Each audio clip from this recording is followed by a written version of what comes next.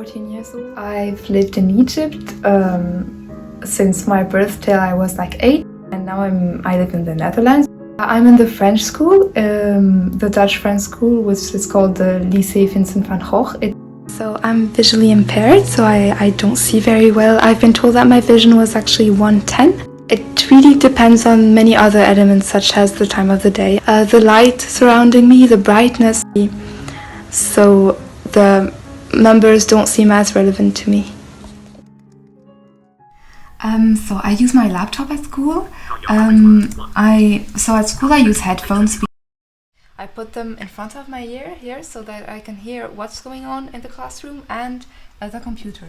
And then when I hear both, I don't get distracted by anything. I have the Fusion software that reads everything for me. There are different languages. So teachers are jealous because they think like I type like a professional, and because I type blindly. So they, I think looking at the keyboard is really a big effort for people.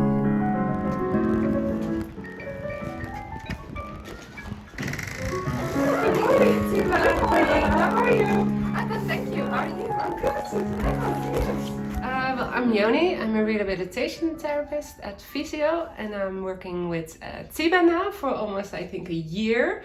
And we are working on orientation and mobility. So she wants to walk to school by herself. So we are training that route. And we also did a cooking lesson, so we could practice things that she can do by herself. And I really think it's really important for Tiba to learn those things so she can be more independent, because she's getting older now and she wants to go by herself, and she gets more self-esteem if she does it by herself. Now we are going to practice how to use your cane in traffic.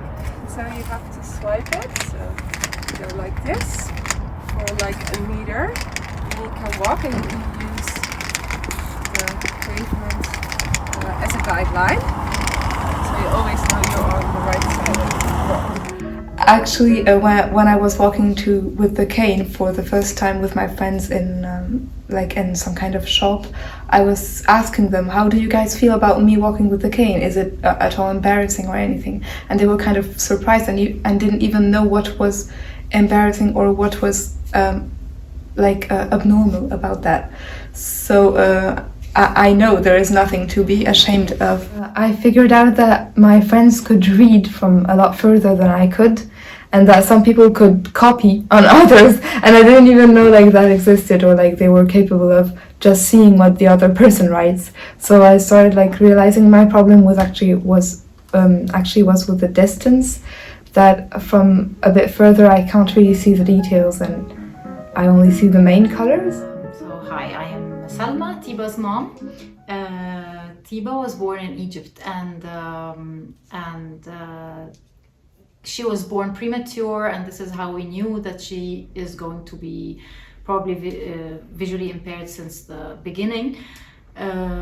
Finding, of course, a rehabilitation center in Egypt was a savior to us, because like any mother who just discovered that a child would be visually impaired, it's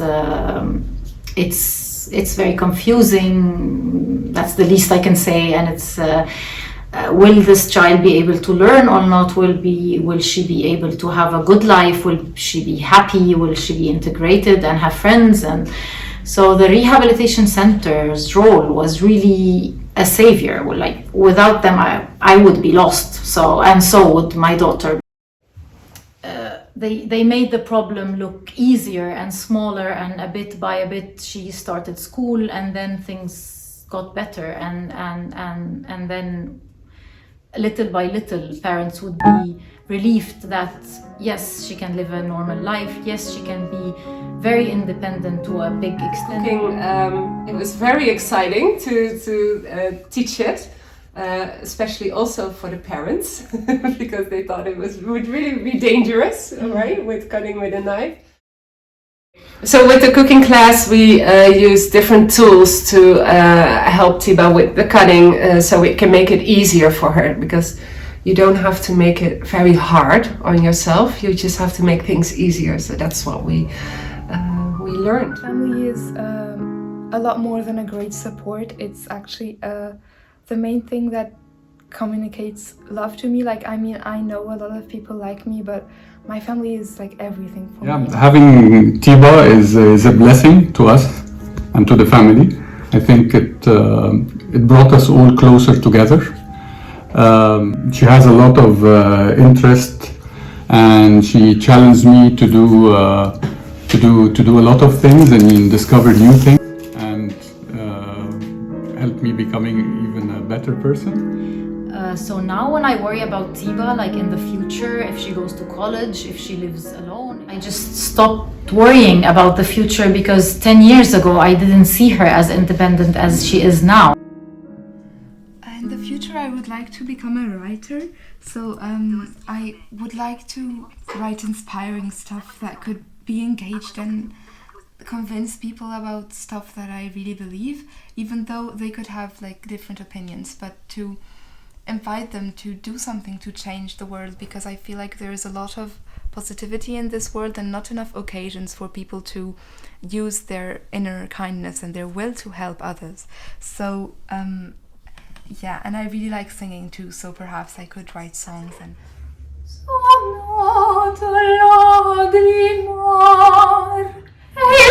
dolce mio conforto